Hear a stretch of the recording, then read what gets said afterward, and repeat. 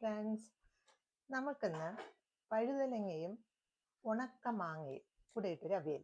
ഈ അവിയലിന് ഈ രണ്ട് ഐറ്റം മാത്രമേ ഉള്ളൂ. ഈ ഉണക്കമാങ്ങ എന്ന് പറയുമ്പോൾ എല്ലാവർക്കും മനസ്സിലാവുമെന്ന് അറിയില്ല. അടമാങ്ങ എന്ന് പറയും. നമ്മൾ പച്ച മാങ്ങയെ ഉപ്പിട്ട് വെച്ചിട്ട് ഉണക്കി വെയിലത്ത് വെച്ച് ഉണക്കി എടുക്കുന്നതാണ്. അതാണ് ഈ ഉണക്കമാങ്ങ. അപ്പൊ ആ മാങ്ങയും വഴുതലങ്ങ. വഴുതലങ്ങ എന്ന് പറയുമ്പോൾ ബ്രിഞ്ചോള, നീണ്ട ബ്രിഞ്ചോൾ. ഇതാണ് വഴുതലങ്ങ. ഇതും പിന്നെ ഒരു പച്ചമുളകും കൂടെ കുറച്ചിടും. ഇവിടുത്തെ പച്ചമുളക് ഇത്രയും നീട്ടം ഉണ്ട് കേട്ടോ. അപ്പൊ ഇതിന് പകുതി നമുക്ക് ഇട്ടാൽ മതി. പച്ചമുളകും കൂടെ ഇട്ട് വയ്ക്കാം. ഈ വഴുതലങ്ങ, ഇതുപോലത്തെ വഴുതലങ്ങ 2 എണ്ണം അരിഞ്ഞതാണ് ഇത്രയും. 2 വഴുതലങ്ങ അരിഞ്ഞതാണ്. അടമാങ്ങ 1 കപ്പ് അടമാങ്ങ. ഒരു 200 ഗ്രാം കപ്പിൽ 1 കപ്പ്, 150 ഗ്രാം കപ്പിൽ 1 കപ്പ്. കറക്റ്റായിട്ട് ഞാൻ പറയാം, 150 ഗ്രാം കപ്പിൽ 1 കപ്പ്. പിന്നെ ഹാഫ് മുളക്. അതിൻ്റെ കൂട്ടെന്തെന്ന് വെച്ചാൽ 1 കപ്പ് തേങ്ങ, പച്ച തേങ്ങ.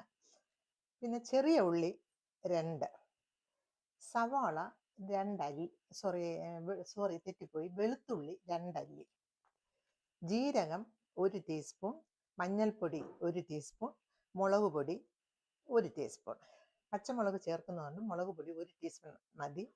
പച്ചമുളക് ഇല്ലെങ്കിൽ 2 ടീസ്പൂൺ മുളക് പൊടി ചേർക്കാം. ഇത്ര ഐറ്റംസേ ഉള്ളൂ.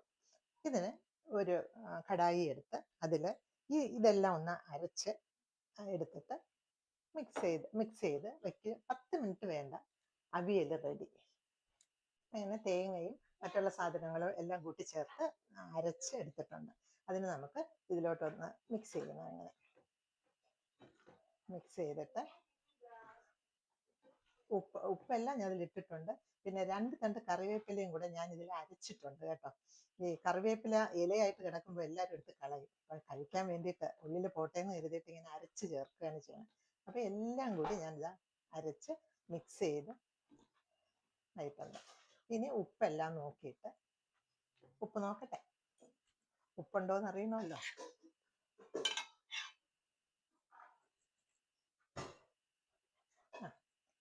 ആവശ്യത്തിന് ഉപ്പുണ്ട്, ആവശ്യത്തിന് വെള്ളമായിട്ടുണ്ട്, എല്ലാം റെഡി ആയിട്ടുണ്ട്. ഇനി നമുക്ക് അടച്ചു വെച്ച് 10 മിനിറ്റ് വേവിക്കാം. അങ്ങനെ 10 മിനിറ്റ് ഗ്യാസിൽ വെച്ചപ്പോൾ റെഡി ആയിട്ടുണ്ട്, അവിയൽ റെഡി ആയിട്ടുണ്ട്. അപ്പോൾ ഇതേണ്ട ഒരു കറിവേപ്പില തണ്ടും കൂടെ ഇങ്ങനെ വെച്ചിട്ടുണ്ട്. ലാസ്റ്റിലൊന്ന് 1 ടേബിൾ സ്പൂൺ വെളിച്ചെണ്ണ ഒഴിച്ചിട്ടുണ്ട്. ഈ കറിവേപ്പിലയും കൂടെ കട്ട് ചെയ്തങ്ങ് ഇടണം. അങ്ങനെ നമ്മളുടെ അടമാങ്ങ വഴുതലങ്ങ അവിയൽ റെഡിയായി. വളരെ ടേസ്റ്റാണ്. ഇത് ചോറിന് കഴിക്കാൻ വേറെ ഒരു കറിയും വേണ്ട, ചോറും ഈ കറിയും മാത്രം മതി. ബൈ.